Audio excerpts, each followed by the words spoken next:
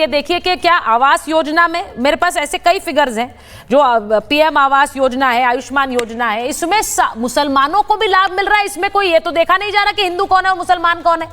तो जब ये केंद्र की योजनाओं में कोई भेदभाव नहीं है, तो फिर आप क्यों कह रहे हैं कि ये दिखावटी है? काम तो सबके लिए कर रहे हैं। फराज साहब, बहुत बहुत धन्यवाद सुचारिता जी। चलिए, अच्छा हुआ कम से कम आपने ये नहीं कहा कि अस्पतालों में इलाज भी तो मुसलमान करा रहा है। कम से कम अच्छा हुआ कि आपने ये तो नहीं कहा कि भैया स्कूल में भी मुसलमान जा रहा है। बहुत अच्छा हुआ कि आपने ये नहीं कहा कि भैया देखो ट्रेनों में भी मुसलमान चलते हैं। बहुत बढ़िया। बहुत अच्छा हुआ कि आपने ये भी नहीं कहा कि भैया पार्क में भी मुसलमान घूमता है। तो देखिए सुचारिता जी, जो भी ये मैं कहूंगी नहीं फराज साहब, ये आपको आंकड़े सिर्फ इसलिए बताए क्योंकि आप आरोप लगाते हैं।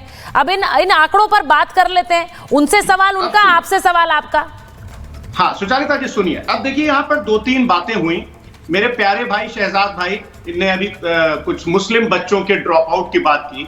तो शहजाद भाई, आपको पता है कि जो मुस्लिम बच्चों का जो ड्रॉप आउट है to the next level of education, वो कितना परसेंट है? 76.37% against the national average of 81.2%। और आपको पता है कि जो सेकेंडरी लेवल ड्रॉप आउट है स्कूल्स का, वो 18.64% मुसलमान बच्चों का है, as compare to 12.6% drop out of the national average. दूसरी चीज मैं आपको दिखा देता हूं, यह द हिंदू की खबर है, शहजाद भाई इसको ठीक से पढ़िएगा।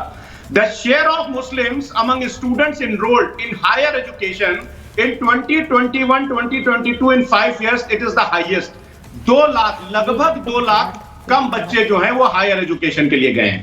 तो सुचारिता जी, एक शेर याद आ रहा है, सुनिए मोदी जी के झुनझुने पर जो आज इन्होंने दिया है कि मसलहत है, तवज्जो है या कोई साजिश है, एक शहंशाह ने मेरे हक में दुआ मांगी है। अभी आप बोल रही थी सुचारिता जी कि ये शायद वोट के लिए हो रहा है। शहजाद ने भी कहा नहीं ये वोट के लिए नहीं हो रहा है, आपने भी कहा ये वोट के लिए नहीं हो रहा है, मैं भी मानता हूं ये वोट के लिए नहीं हो रहा है। सुचारिता जी, आप तो इतनी सीनियर, इतनी सीजन्ड जर्नलिस्ट हैं, अभी तक आप भी नहीं समझ पाई ये। सुचारिता जी, माननीय प्रधानमंत्री जी और अमित शाह जी माननीय मुख्यमंत्री योगी आदित्यनाथ जी को चढ़ा रहे हैं, उन मुख्यमंत्री को चढ़ा रहे हैं जिनको मुसलमानों से तो छोड़िए उर्दू से भी नफरत है। ये लड़ाई अमित शाह, अच्छा ये नया वाला एंगल योगी जी की है। सुनिए, आप घुमा फिरा कर यूपी पर ले आए, आप घुमा फिरा कर यूपी पर ले आए हैं। नहीं, ये आरोप लगते हैं। देखिए फराज साहब, मैं आपसे सहमत हूं कि ये आरोप लगते हैं, इसीलिए मैं वो तकरार के मुद्दे भी दिखा रही हूं। ऐसे कितने मुद्दे हैं, वक्फ का मुद्दा है, और शहजाद जी बैठे हैं, वो जानते हैं कितनी वक्फ की डिबेट्स पे वो हमारे साथ आए हैं, कितनी बार है। अब ये सिर्फ सीएए का मुद्दा है, आप जानते हैं कि ऐसे कितने मुद्दे हैं। मुस्लिम आरक्षण का मुद्दा है। अब इसमें एक ऐसी छवि, अब अगर मैं शहजाद जी से पूछूंगी या फैज साहब से पूछूंगी तो वो इसका दूसरा तरीका बताएंगे। वो बताएंगे कि भाई वक्फ को लेकर किस तरह का एक प्लान मुसलमानों के खिलाफ नहीं है, लेकिन विपक्ष के नेता इसे ऐसे दिखाते हैं कि मुसलमानों के खिलाफ ही है। मुझे बता दीजिए, सीएए जैसा मुद्दा जिस पर इतनी आग लगाई गई, फराज साहब इतनी आग लगाई गई, वो क्या देश के मुसलमानों के खिलाफ था? नहीं था। ट्रिपल तलाक का मुद्दा, जिसे भी ऐसे दिखाया गया कि देखिए तो मुसलमानों के खिलाफ ही लाते हैं, क्या वो मुसलमान महिलाओं के खिलाफ था? नहीं था। तो मेरा ये मतलब है कि आज अगर ईद पर ही आउटरीच हो रही है, मुमताज जी को पहले ले आती हूं, उनसे मैंने अभी तक बात नहीं की, शहजाद जी उसके बाद आ रही हूं आपके पास। फैज साहब, मुमताज जी ये बता दीजिए, ये अच्छा है कि नहीं? भाई गरीब मुसलमानों को ईद का तोहफा मिल रहा है, मुझे पहले बताइए, इसमें कोई आपत्ति है आपको? नहीं, बहुत बहुत शुक्रिया, और शुक्रिया इसलिए कि कम से कम आपने एक ट्रेंड चेंज किया और प्यार मोहब्बत वाली चीज़ें जो है सामने आ रही, ईद आ रही है, तो बहुत बहुत शुक्रिया। और लेकिन एक शेर क्या मैंने लिखा है कि मोदी की सौगात में मुस्लिम जागा प्रेम, समझ ना आई बात या खेलें कौन सा गेम। दरअसल डर अभी भी है। चीज़ें अच्छी ये हो रही हैं, और अगर ये अच्छी हो रही तो हम उम्मीद ये भी करेंगे कि मौलाना आज़ाद एजुकेशन फाउंडेशन बहाल कर दिया जाएगा।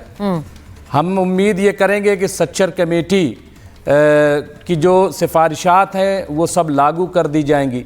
हम उम्मीद कर रहे हैं कि बहुत जल्द जो मोदी कैबिनेट में एक भी मुस्लिम नहीं है, कोई मुस्लिम मिनिस्टर हो जाएगा।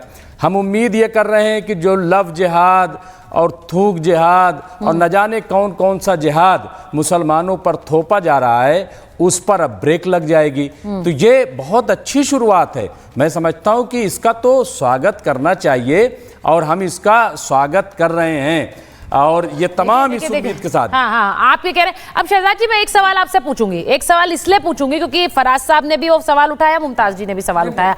ये सवाल कहा जा रहा है कि आपका जो कोर वोटर है, नहीं, एक सेकंड, शहजाद जी, ये कहा जा रहा है कि आपका जो एक कोर वोटर है बीजेपी का, वो इस बात से खुश नहीं है, एक सेकंड मुमताज जी, वो इस बात से खुश नहीं है कि बीजेपी आउटरीच प्रोग्राम चला रही है, क्योंकि वो कह रहे हैं कि भाई मुसलमान तो वोट देता ही नहीं था, अब चलाने की जरूरत क्या है। ये भी आरोप लग रहा है। नहीं, मैं एक सेकंड मुमताज।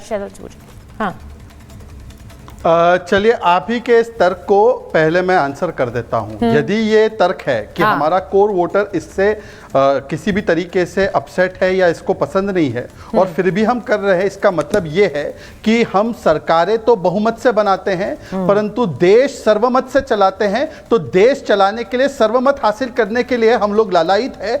बहुमत हमें शायद वोट से मिलता हो पर देश सर्वमत से चलता है। अगर ये आपका तर्क है, पर ऐसा तर्क हो नहीं सकता क्योंकि हिंदू जो होता है वो अगर आप देखेंगे बेसिकली हिंदू सहिष्णु है। इसीलिए आप देखिए मृत्यु कुंभ कहा गया महाकुंभ को। किसी एक ने कहा कि सर तन से क्या नहीं कहा। रामचरितमानस को अभी यहाँ पे बैठे हमारे स्कॉलर साहब, हमारे, एक सेकंड, बीच में नहीं बोला मैंने, साहब मैंने आपके बीच में बोला।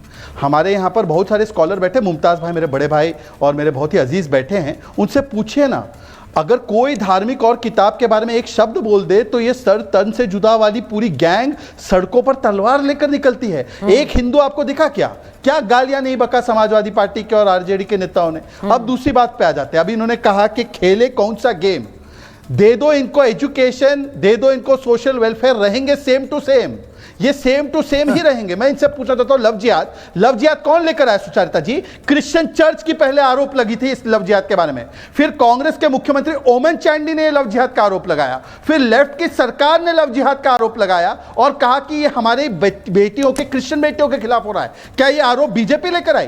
केरला हाईकोर्ट ने इसको कंफर्म किया। मुमताज साहब पूरी व्याख्या कीजिए कि लव जिहाद का ये जो पूरा मामला है वो कहां से जन्मा और किसने उसको उठाने का काम किया। पहले दूसरी बात, मैं आपसे इतना पूछना चाहता हूं कि आपको 600 करोड़ मिलता था एएमयू को 2014 में, आज 1400 करोड़ मिलता है। यह मोदी जी की नफरत है, मोदी जी का प्रेम है? पहले 2 करोड़ 90 लाख स्कॉलरशिप मिलते थे, आज 3 करोड़ 20 लाख स्कॉलरशिप मिलती है। ये नफरत है, ये प्रेम है। वक्फ अमेंडमेंट बिल वापस होगा कि नहीं होगा, हमें ये बताइए। 5000 करोड़ नहीं, वक्फ पैमाना है क्या?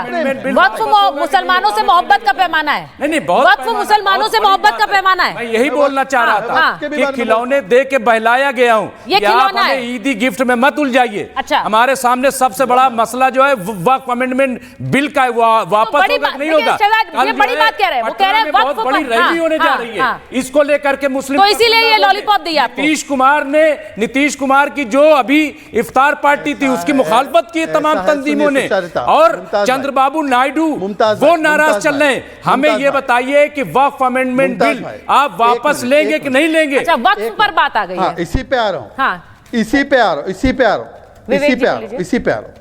मुमताज भाई और बाकी हम सभी लोग रोजे से हैं, हमारी अभी इफ्तारी का समय होगा।